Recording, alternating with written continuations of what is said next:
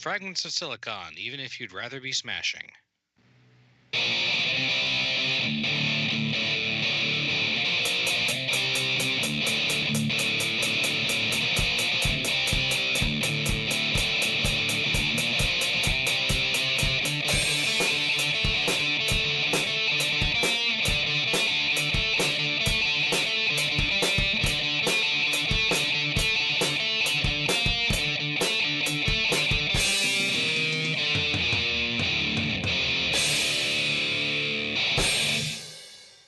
Yeah, that was one that needed to be workshopped a bit more. It's like, yes, you're going with Smash Brothers, but the context is unclear.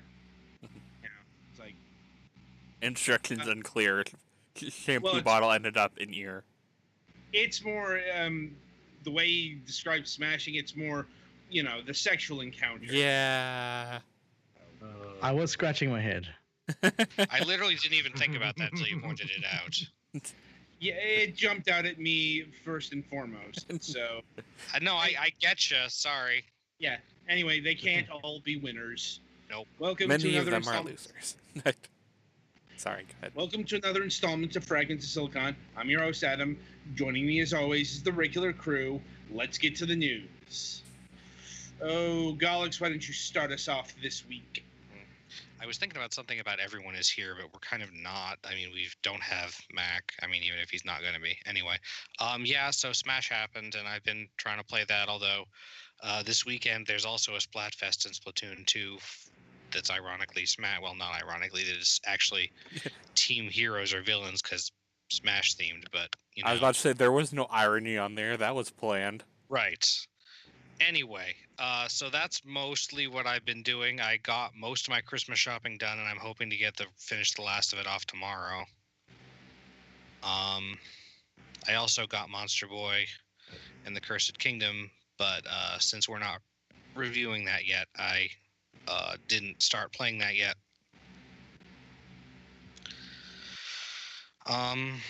Yeah, I guess I don't have a whole ton else. Okay. I've been fairly one thing focused this week. My work has a Christmas party this Friday, so that's nice. All right. Well, Twilight, why don't you go? Well, it's now Sunday. It snowed quite a lot, and I pretty much had to go into work a little later than usual Monday. For the most part, it's melted off, and for some reason, somebody's cow got loose somewhere in town that Jesus. A cow? Yeah, no, we don't know where it came from. And Monday morning, they were talking about the road going into town was covered in ice, and then suddenly a cow came up as well.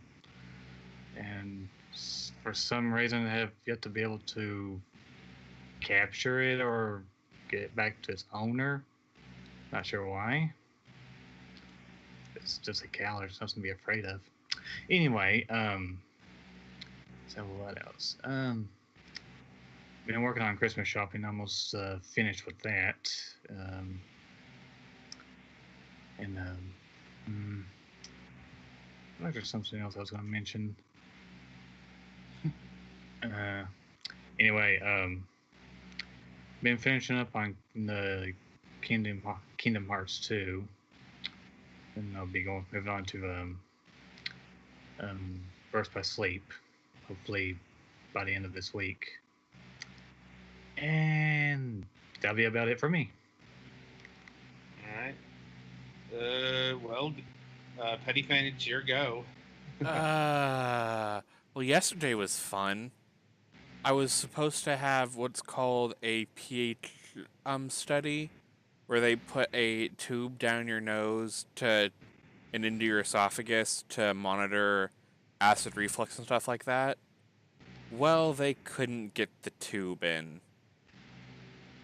I guess probably because my allergies have been acting up. So now I have to go back in March because that's the next available slot they had open. So that was fun waste of a day. Tell me about it.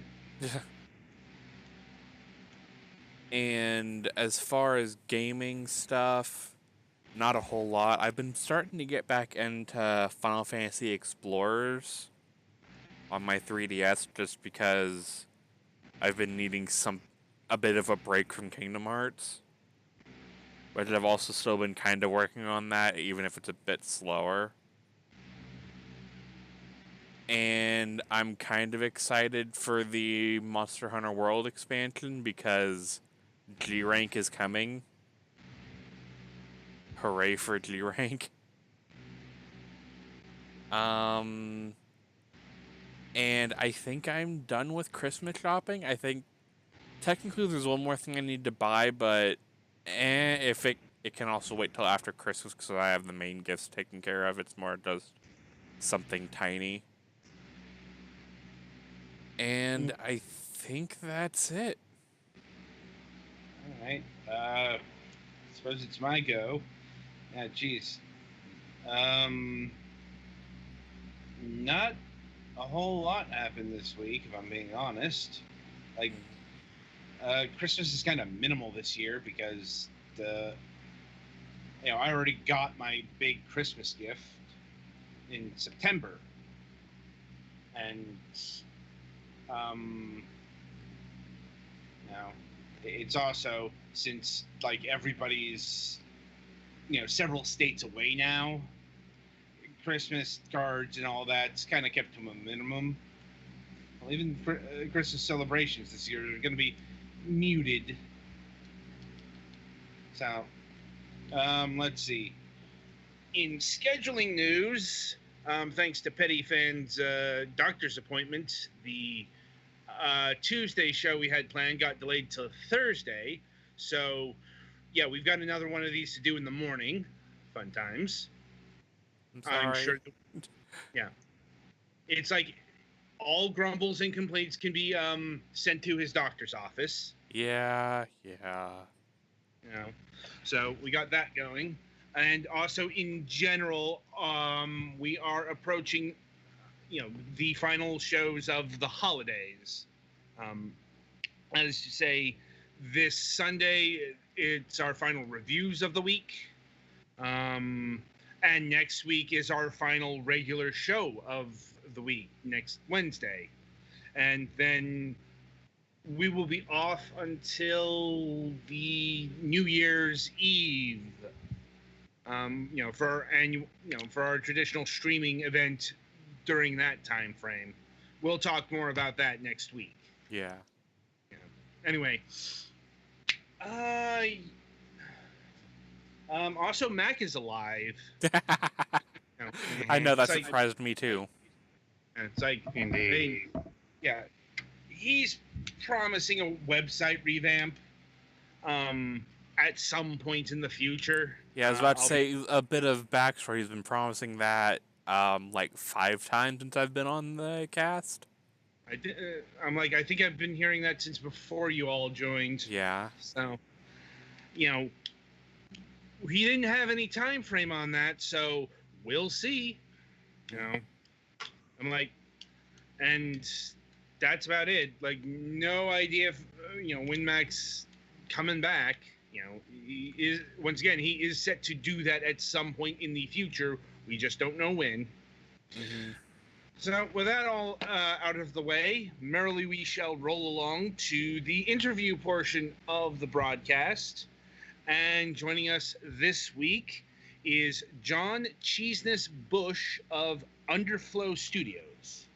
Hi. Hi. How you doing? Yeah, I'm doing okay. That's good to hear. Right. So how we like to start things out is by asking the people how they got interested in, video games. Sure. On both a personal and a professional level. So in the 80s, my family got its first computer. I think I was around 7 at the time, and it was an Amiga 500. And it was really interesting and exciting to have these sort of interactive experiences. I mean, I could already read and was an avid reader at that point, and so being able to move into some of like the Sierra text adventures that had text parsers and stuff in them was really exciting to find a new way of making these kinds of back in these times when graphics were fairly low fidelity, you have these imagination oriented experiences, and being able to sort of translate into those or find myself in those worlds and environments is very exciting.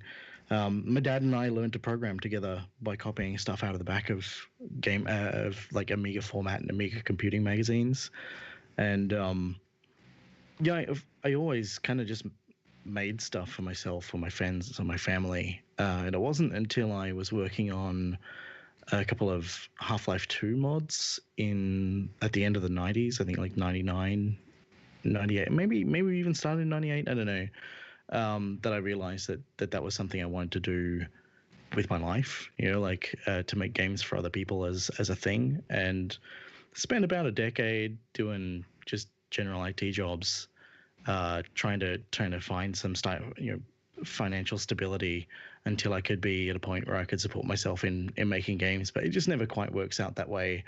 And a bunch of years back, I injured my hands, and that cost me my job. And I was kind of like, well, if this is the end of my career, I want to make sure that I spend the last of it doing things that matter to me. So I went full-time indie, doing my own games and also doing freelance contract work with other developers, and that kind of brought me to where I am today, which is, I feel pretty. It's been a bumpy road, but feel pretty good about being where I am now. What kind of injury did you get? It's tennis. Well, I was diagnosed with tenosynovitis, which is the same kind of thing that tennis elbow is, except I had it in both of my hands, both of my wrists, and both of my elbows at once. Like that doesn't sound good. It was not pleasant. It was kind of like being hit with a sledgehammer on both arms constantly all day for, I don't know, about 6 months. Like the first 3 months, I couldn't open doors or tie shoelaces or cook food or anything. It was not great. Right. Though it sounds like you're no longer afflicted by it. I'd say I'm about 90% recovered. There's a lot of stuff I can't do anymore that I used to do. Like I just can't play Left 4 Dead anymore. For some reason, that game more than any other, it's just wears me out and makes me pretty sore. But at the same time, like it's not necessarily a bad thing to have some level of enforced moderation, I suppose. I would not venture to surmise a guess on that front. As I don't think nobody here has, crippling hand injuries. Really, the closest would be petty van, and that's still different from what you're describing. Yeah, thankfully that's one of the parts of my body that I don't have any problems with usually. I mean, I'm like I said, I'm lucky to have come out the other end and be doing things that I want to do. But even if I hadn't turned out that way, I think, for me at least, it's important to just own and embrace whatever reality I find myself in.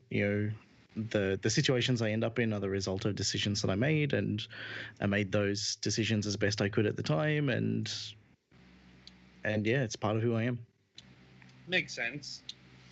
And going back to ye olden times, did you play a lot of Infocom games? Some, not heaps. A few little bits and pieces here and there. I think things like, and I feel bad because I at the time I wasn't really aware of a lot of like brand names or specific developers, so I have fairly mishmash memory of who made what. But I remember the Pawn was a game that I spent a lot of time, playing and exploring and being excited and inspired by. South Porn Adventures? No, The Pawn, as in Pawn. Ah. Sorry. Slightly different. Yes. Mildly, yes. Yeah. Fair enough. Well, I mean, I bring it up because, well, that'll kind of tie into what we got shown here with the 18 months Cheeseness. Like, But before that, now going on to the indie scene, was it always Underflow Studios, or did you work elsewhere? Underflow's been pretty recent for me. So I guess the first I did a little bit of work with Frozen Byte. I do a bunch of work with Double Fine. I do a bunch of work with Defiant Development here in Australia, and like helping other developers out is kind of a hobby for me as well, and that usually leads to work opportunities here and there. Um, the way that I got involved with the away team was that because I'm a Linux based developer, and so usually when a game launches for Linux, it catches my eye, and I take a look, and I saw Michael Bruin, the lead developer. He had written a post about how he wanted to release a Linux version to sort of give back. He'd used Linux in the past, and he enjoyed being part of that community. He wanted to do something to recognize the benefit he'd gotten from that. And I was like, oh, that's a nice reason. Wasn't paying a lot of attention to what the game actually was. I was like, yeah, I'll give this guy $6. Sure, that's a cool story.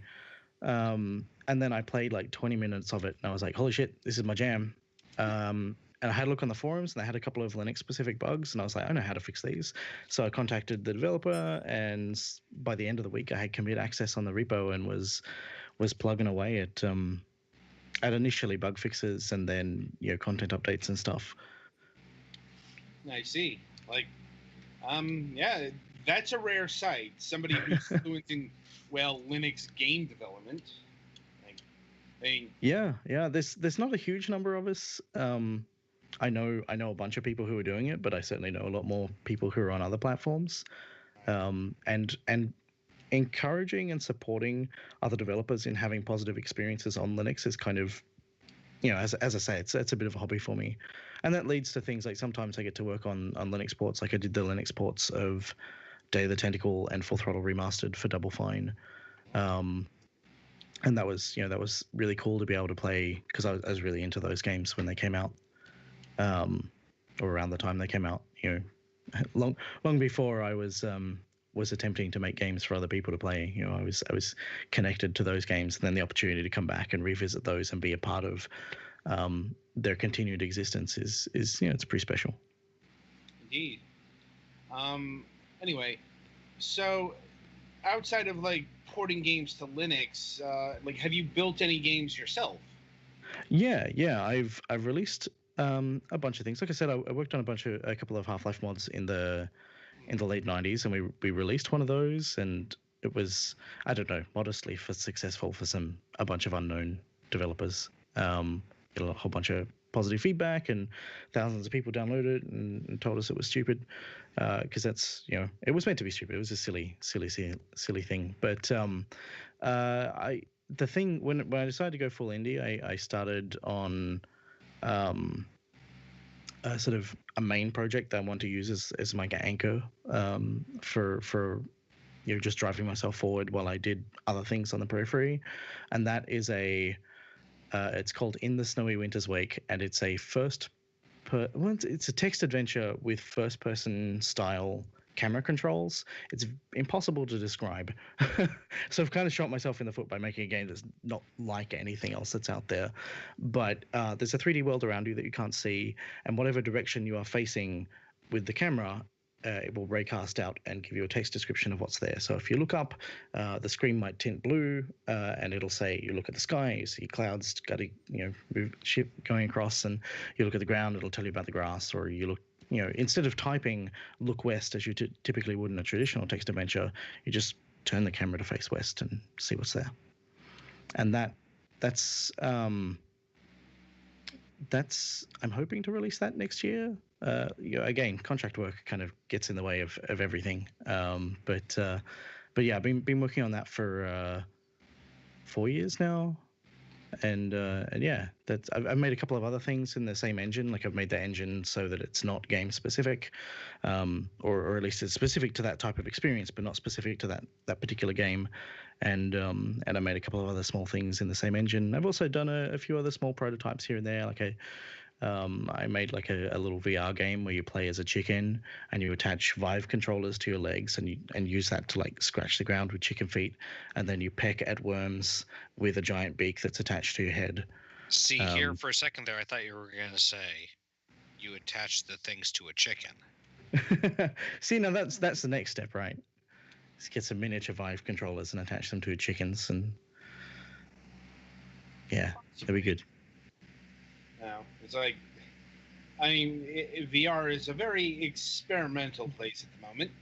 Yeah, that's what I love about working with VR stuff, is that there's the sense of exploring and trying new things that haven't really been tried before. Mm-hmm. Right. Anyway, let me see. Shifting back to the away team here, did you join the production post-launch or before, like, the first version? I came on about a year after its initial release, which is when the Linux version was announced. And after we shipped that first couple of patches that addressed those issues, I was like, hey, you know, like I really like this game. I think I could, you know, bring something to the table. Maybe we could look at doing a big patch, which is what turned into Lost Exodus. Yeah. And yeah, so for those who might not know, what is the away team and what is Lost Exodus? So the away team is a text adventure where you play as the AI on board the last starship to leave Earth. And the idea is that you select your crew members who you want to send down onto planets for away missions, and you remotely guide them through whatever they're doing rather than control them directly. And sometimes their traits and their skills and experience will play a role in how things unfold. And you're kind of looking for a home for the last remnants of humanity. What was the second part of the question?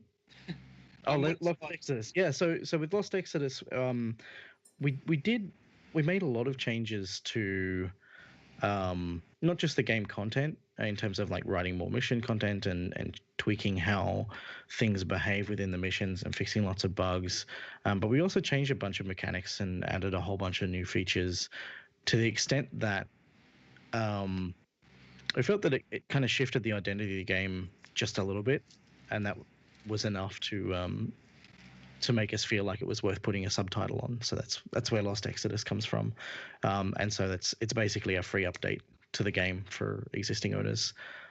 Right, and I recall we were reviewing the game during that the week that was happening, and yeah, it's one of the more marked transitions I've seen. Like, yeah, I can see why, you know, it got its own name. Because, well, you know, it's like in detail, what was changed with the Lost Exodus update? Yeah, so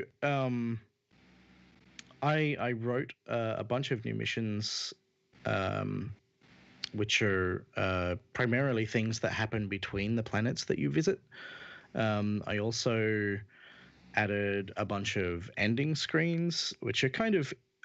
It didn't feel like you know, full-on 60 frame per second animation would really be the right way to present cutscene style information in a game like this. So we had like still screens that I added as ending screens to try and make those endings feel more impactful. The sector exploration gameplay had a lot of room for improvement, I think. And we changed a lot of the dynamics there in terms of how you go about discovering where your next destination might be. Previously, you knew the location of the planets, but you didn't know what they were. And now you don't know where they are, and you have to explore around. And that was really positive, except the downside was that we found that while developing and testing, that we would always use the same search pattern to explore, you know, just this kind of clockwise search pattern to explore every sector, and then once we'd found all the planets, we'd disappear. And I was like, how do we go about making that less monotonous? How do we go about adding some changes in there that shake things up a bit? We decided to add these slow zones that slow you down to half speed, and they're visually depicted as asteroid fields.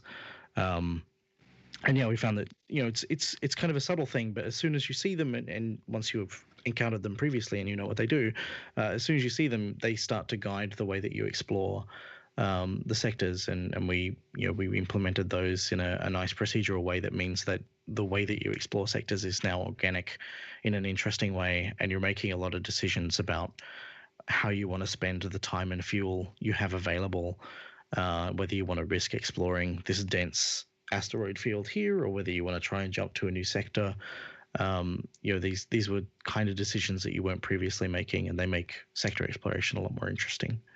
We also added a character editor so that people can make their own custom characters in game. The game's data files are all JSON and just PNGs or Lua files that people can edit themselves. But we felt that a visual editor for the characters was something we could pull together and give to players in game without a lot of effort. Like making an in-game mission builder would be a huge task by comparison. But people have uploaded things to Steam Workshop, and that's been really cool to see. I'm trying to think what other interesting aspects have gone into it. I'm an artist as well, so I did all the new graphics. We did graphical overhauls for a lot of things. In the sectors, the resource planets are now depicted with smaller indicators so that you can make better decisions once you've identified what it is you're looking at. If it's a big planet or a small planet, you can go, well, if it's just a resource planet, doesn't have any story content, I can skip that. And it sort of makes the possibility space a little bit more identifiable, whereas previously when they were kind of all uniform shape and size, you really didn't know what you were getting into. Then I'll turn it over to my colleagues here, see if they have any specific questions about the away team. Lost Exodus. It's not so much a question as a comment, but I got, for the fairly small amount of information available for every character, I definitely got pretty attached to them, and I was really worried when, like, doing things that something would go wrong and they'd be injured or die or something. I mean, it's not nice. That's nice. Yeah. It does a good job of getting you to care and worry about. So I guess it's a good job of building tension mostly.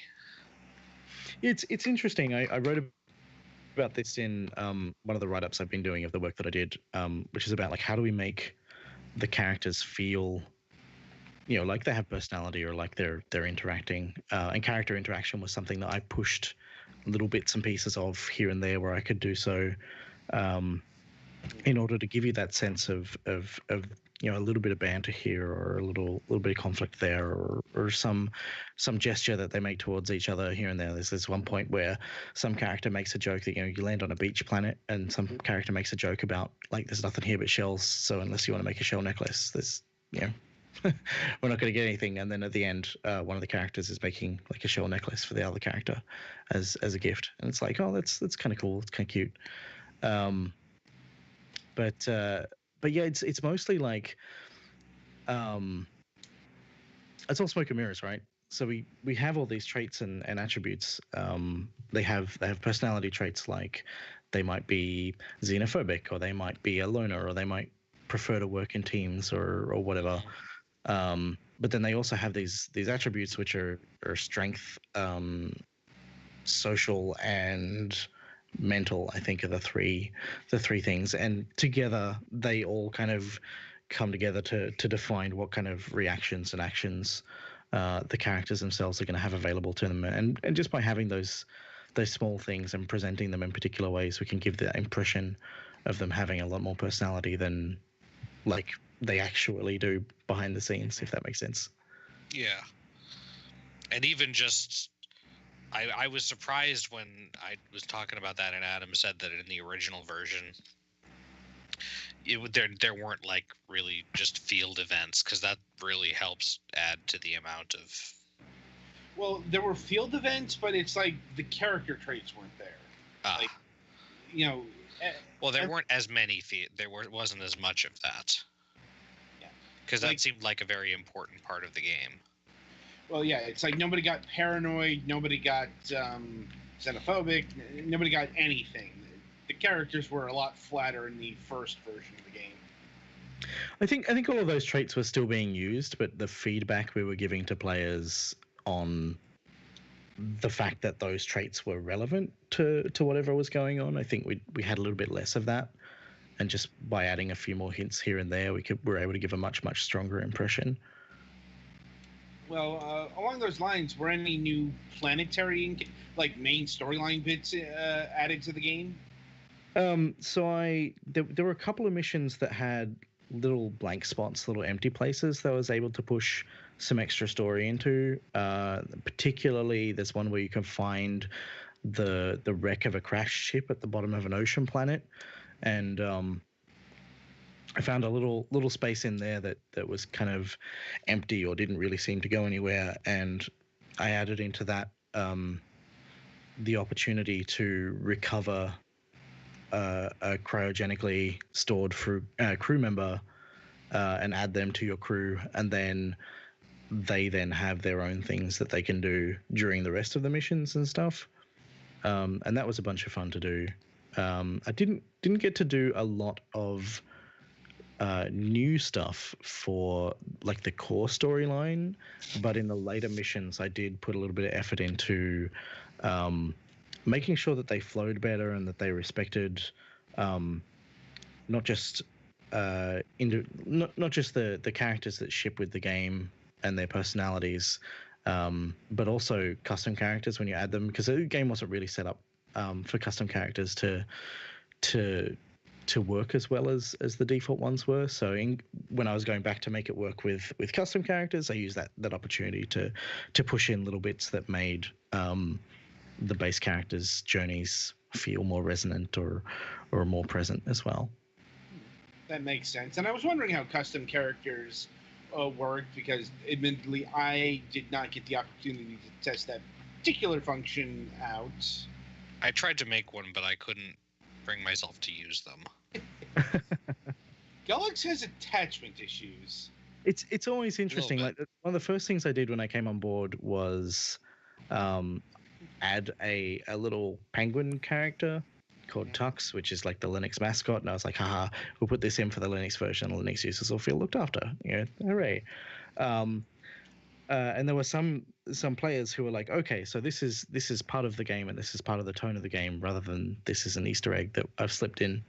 And it's really hard to know how custom characters change people's perceptions of the game. Like there's one here on the workshop at the moment that's like a space wizard, and I'm like, what does that mean in terms of the tone of the game, or do you view that as being canon, or do you view that as being someone's weird experiment thing?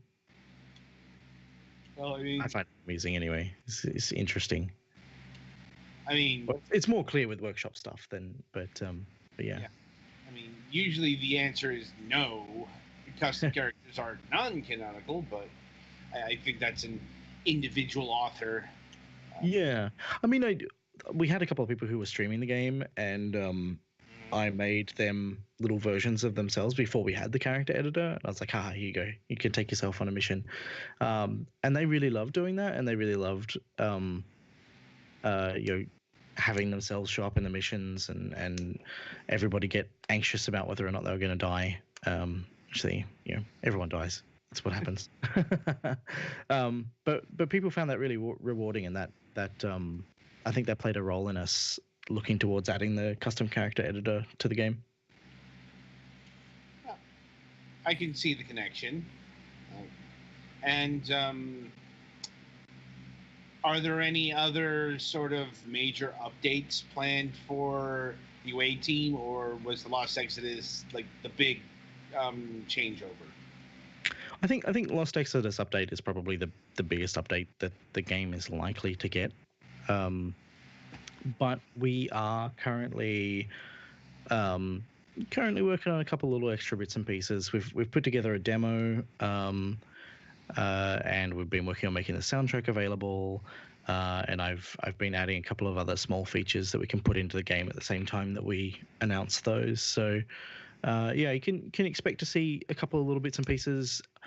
Depending upon how time goes, there's another mission, like a large mission that I want to add, which I hope will round out what's there in an interesting way. But I find it's best to get specific on these things when they're 100%, rather than talk about hopes and dreams and end up potentially disappointing people. So I don't want to go too much into specifics on that stuff. But yeah, expect a couple of small updates for sure. Okay. Right. And I suppose to bring it all around, what issues did you work on in, bringing the game to Linux? So as I said, it had already been released. So Michael had done all the actual work. I just came in and did some bug fixes. But they were small things, platform specific things.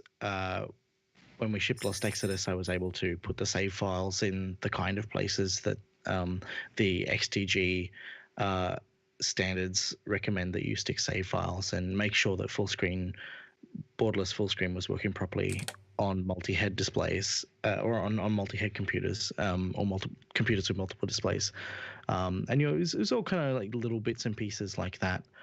I fixed a lot of spelling errors and a couple of logic errors here and there at the same time. But yeah, it was mostly little things that were pretty easy to resolve that I found and sorted out in those very early couple of patches.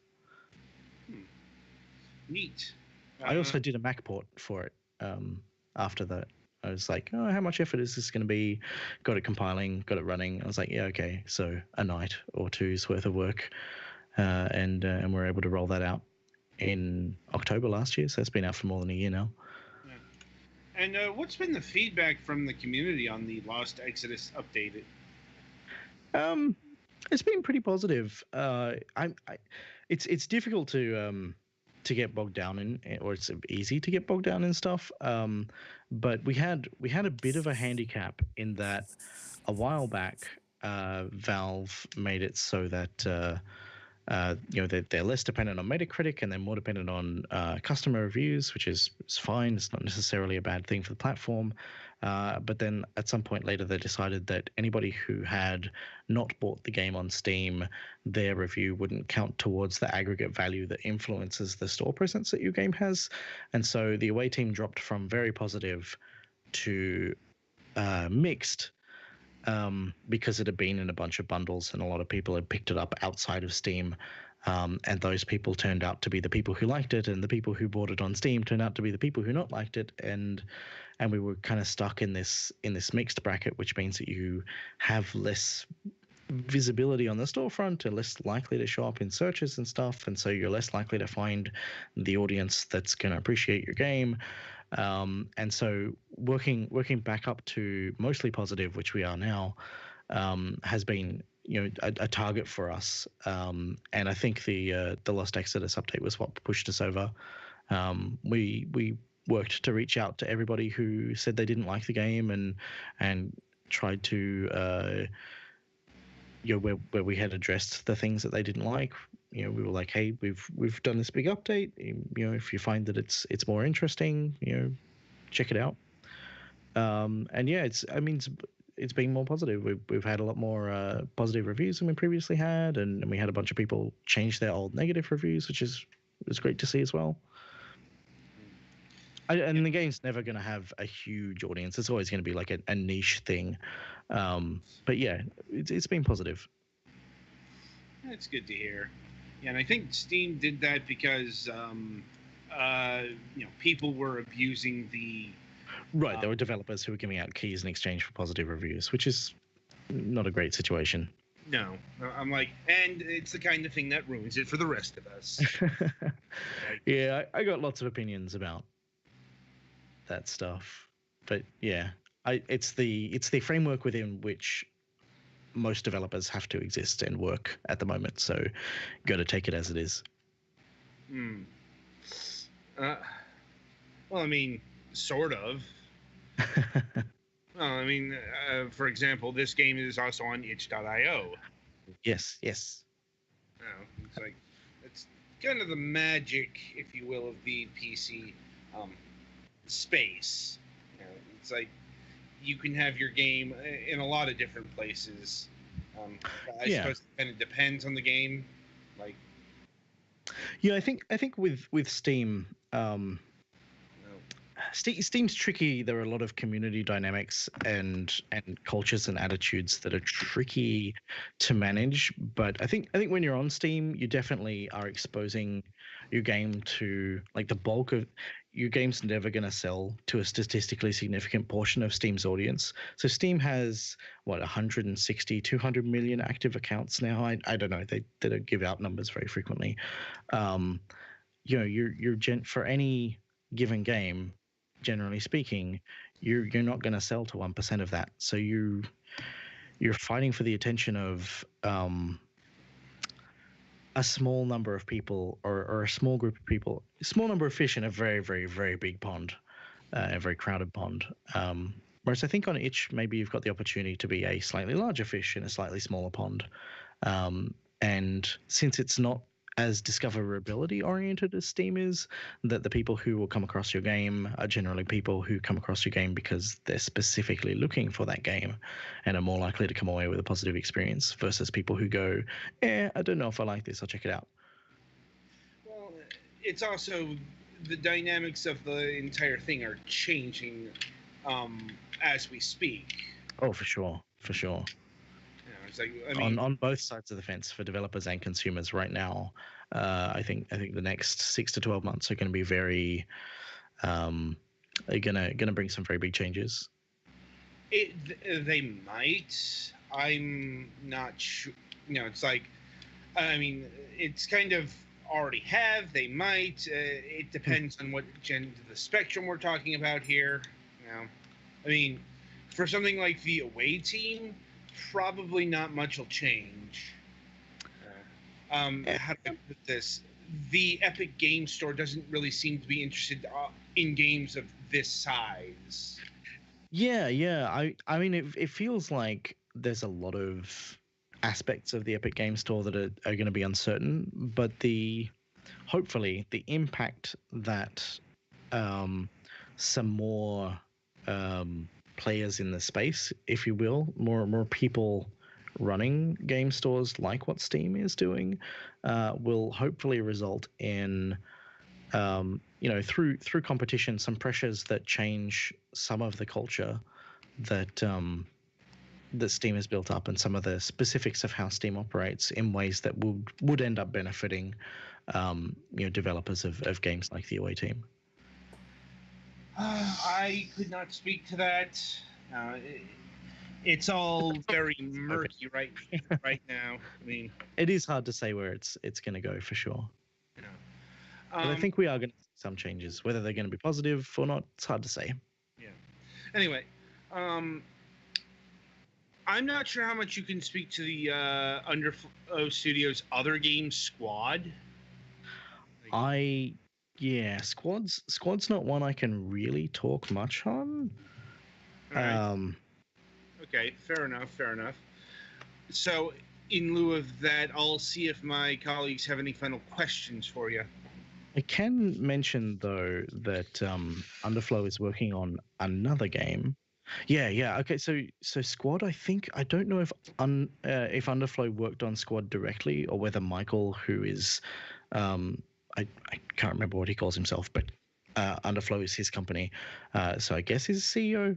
But I think he also does contract work with other developers, and I think he worked with Offworld on Industries on Squad. So rather than being an Underflow branded thing, it's more of a kind of same developers working on with different same individuals working with different developers, if that makes sense. But I can say that Underflow is working on a new game at the moment as well. So I've been primarily putting my attention to the away team. But there's another game that's being worked on for a while now, which at the moment is called Data Broker. I don't know if that's going to be its name at release, but it's its working title for now at the very least.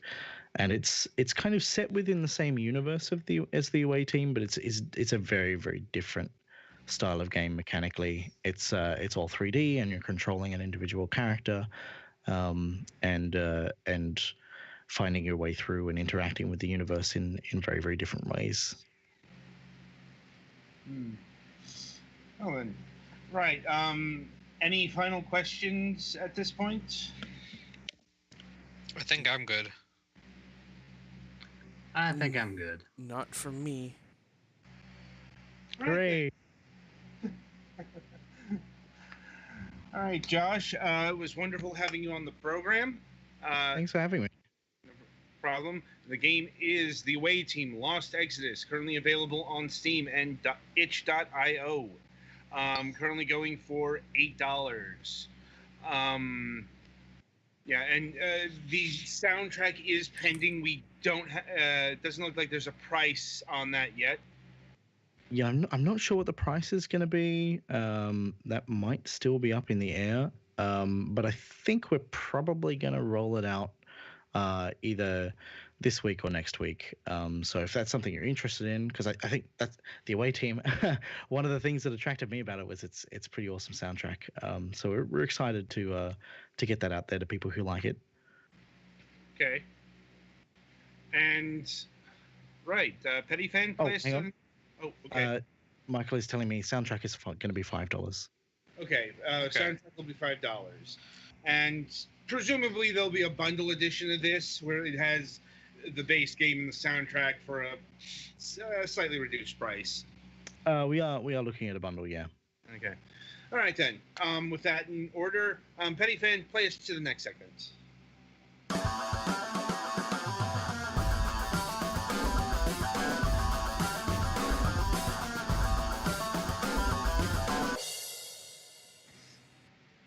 All right. Welcome to the topic of discussion.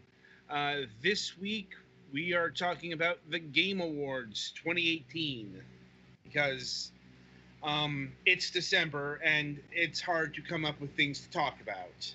And we have things to talk about. The Game Awards. Yeah. Well, it's like I think we first wanted to address the Game Awards as a thing in and of itself, because such as what's the deal with the Game Awards? Why do they want to be the Game Awards? Well, it's like they want to be the Game Awards because that's what Jeff Keighley wants. Like, I mean, they seem to be aiming towards being like the awards show for gaming. Although, to do that, like I think you said during planning, it would probably be better if they focused more on the actual awards and less on the upcoming stuff. Well, I think it's because the Game Awards have never quite flushed the Spike Game Awards, its previous incarnation, completely out of its system. Mm-hmm. It's definitely not as brotastic as it was, when it was the Spike VGAs. Oh God, I still have flashbacks of that. Why? Why? Because Spike TV, that's why. Like, I mean, that was, that was, supposed to be the place for, Vin Diesel clones, let's say. The manliest of men. Yes. Like, back last decade, and, it's like, hell, Spike TV isn't a thing anymore. Yep. So, the Game Awards, Jeff Keighley wants this to be the Oscars of video gaming, which is quite the statement. I mean, the Oscars doesn't blatantly show trailers from games or movies coming out in the next year. If that happens, it's usually during the actual commercials. Like, if you get a trailer for a hot upcoming movie or, something like that, it's going to be in the actual commercials. It's not going to be part of the broadcast. Right. Yeah.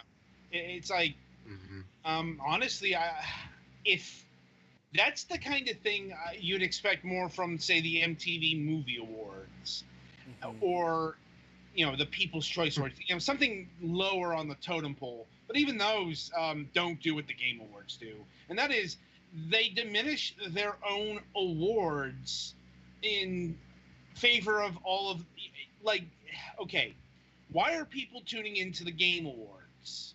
I'm like, it's kind of become a chicken and the egg scenario, because one of the key features of the Game Awards this year was an unprecedented number of world premieres. So in essence, the Game Awards have become part of the hype cycle. It's become part of E3, and all the other trade shows, and and singular events like the PlayStation Experience and XO and the Nintendo Directs. It's all part of that. And it's not necessarily a bad thing that they have, trailers for upcoming games, but it feels like the actual main event is less who's getting Game of the Year and more what is Nintendo showing off. And that's a problem. Pretty much just went snap with the awards. It's like, what was the biggest buzzworthy thing that came out of the Game Awards this year? I'm like, I'll tell you what, I certainly didn't know. I certainly haven't heard what game won Best Technical Director or whatever. I'm like, please. Please. We haven't gone that far down into awards yet. And in all fairness, when it comes to respecting technical awards, I can't say that stuff like the Oscars does it much better. Yeah, that's true. It's like, those are the awards that will be tossed aside in one fashion or another. Yeah, they do like a lump either before the main award show or after. Yeah, and it's like also, it's like, I'm not. At what point does a pre-show stop becoming a pre-show and become part of the show? Like when you're giving out, when you're giving out awards and showing trailers off in the pre-show, I'm pretty sure that's just the show. What was the difference between that and the actual show? Maybe that's a splitting hair thing, but it irks me. As far as awards presented, let's be honest, the only two notable things were Sonic Fox and Ninja. And Sonic Fox isn't even a game; it's the guy. No, well, nor Ninja's a guy as well. Oh yeah. It's like, Sonic Fox. He did. He was the memorable award winner of the year. Yeah. As in, he's probably the only person that people are going to remember who got an award this year. Even 6 months down the line. Ninja, well, he's he's been mentioned for the exact opposite reason. Yeah, I mean, we'll just leave it at he's a human? Question mark. I'll go one better. He's a raving misogynist. I'm like, yeah. We'll go with that. Yeah. He flat out said he won't stream with women because of, concerns about them having a tryst with the audience or whatever fucking bullshit that is. That doesn't even make sense. No, it doesn't. But this is also Ninja we're talking about here. Yeah. Well, I mean, I'd say that's misogyny we're talking about. It doesn't have to make sense. Hatred doesn't have to make sense. It's hatred. I mean, indeed. So, and yeah, that was not a big controversy, sadly, but it was certainly a controversy to have a person who has said these things actually present an award. I'm like, I don't think he won an award. In fact, I'm having a bit of a problem remembering who won what. I know Celeste won something. Yeah, I'm like, yes, I think Celeste won Best Action Game. I'm like, the things I remember is God of War upset Red Dead Redemption 2 on a couple of fronts. Like God of War and Red Dead Redemption 2 were the big winners. Outside of that, because they were doing fucking genre awards, like alongside, like Fortnite. Fortnite has won this award. Oh, and by the way, it's won this award and this award. Get that out of the way. I kind of don't like that Fortnite is like, it's not actually technically released yet. I'm like, Yeah. I'm like that. That's an argument for another day. I mean, Yeah, Celeste yeah. won best game for Impact apparently, There we and best go. independent game. Yeah. Yeah, it's like that's kind of my point. A lot of the game awards weren't memorable because Nope. it's like blitz right through it. Yeah, because they wanted Now, to as get far- trailer after trailer, this- basically make the awards seem cheap. Yep. I mean, as far as snap, snap. yeah, it's like now as far as the hype part of the game awards, it has its merits. I'm not gonna lie. For example, the Outer Worlds. That's the new Oh, yes. Obsidian RPG. Apparently, according to YouTube viewer counts, its trailer is the highest viewed trailer in Obsidian's history. Not that necessarily will translate to sales, but it's like I'd say the Outer Worlds has a buzz on it that it otherwise wouldn't have if it were just a regular reveal. And I suppose that's kind of the point here. It's Nintendo showcasing the first DLC character for Smash Brothers Ultimate. Which that was also the release day for Smash Ultimate. So I've heard, I didn't go to a midnight release, but I've heard some interesting stories from people who were at midnight releases and had spontaneous hype sessions. Yeah, I there are videos of that. Well, it's like nobody was expecting Joker. I'm like, yeah, Nope. So, Persona 5 Joker, for those who don't know. Yeah. well, it's like Joker and Robin are in the game, but Batman is so far. then again, like, Or is that what Meta Knight is? I close, but we don't have a character actually named Batman there yet. Yeah, I know. Like, mind you, as far as the actual Batman showing up in Smash, well, no. It's like It's very unlikely. yeah. Well, once we start jumping into different mediums, that is a whole nother. We mentioned this with Goku.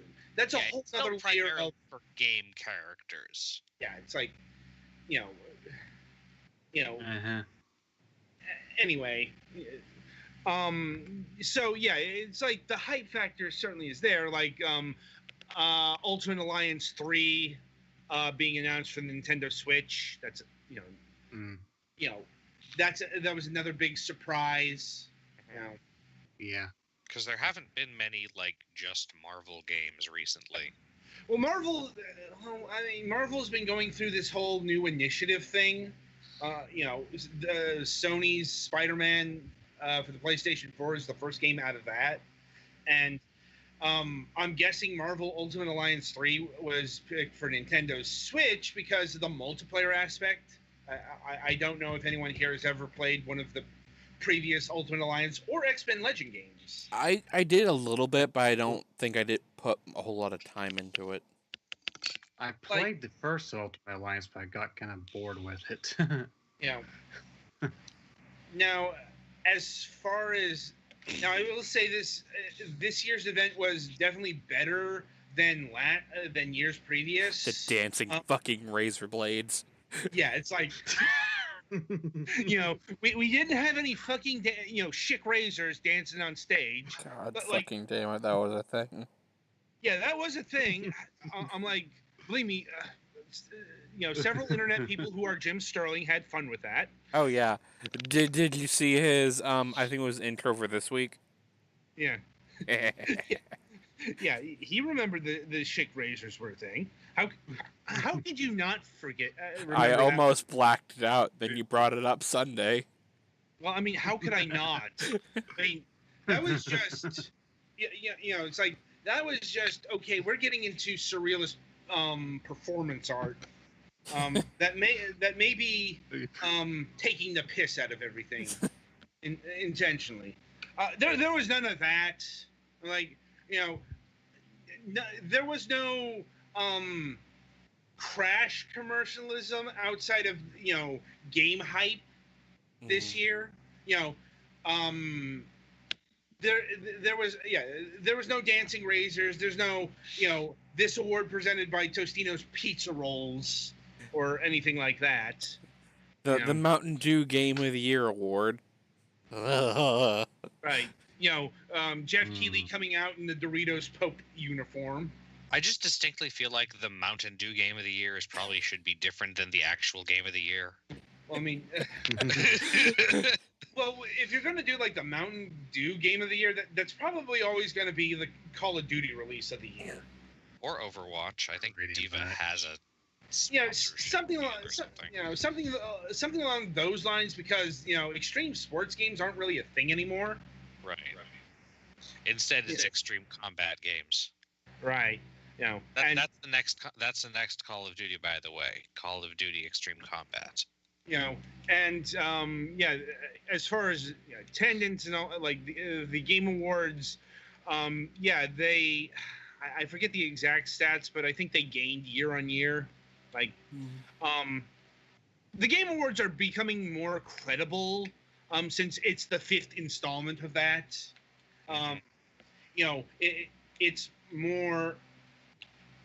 It's definitely more of an award show now than it was in its first year. And it's developing some Oscar-like tendencies. Like it had the Video Game Awards Orchestra, that played like the Smash Brothers medley and had played all of the Game of the Year award winner nominees theme songs. That shit that the Oscars do. Now, I mean, will it ever fully transition to what the Oscars are? Hopefully not. I'm like, because you don't want to go full Oscars either. You don't want to be so fucking pretentious that nobody wants to host the Oscars, and that is, I'm not even joking about that. I'm like, Kevin will be able to fill you all in once he gets here. Kevin will have fun with this one. Yeah. He's the guy who keeps track of that shit. Like, but yeah, it's like, I'd say the Game Award has shown improvement, but it's still got to flush some of the game hype out of its system, and put some focus on the actual awards.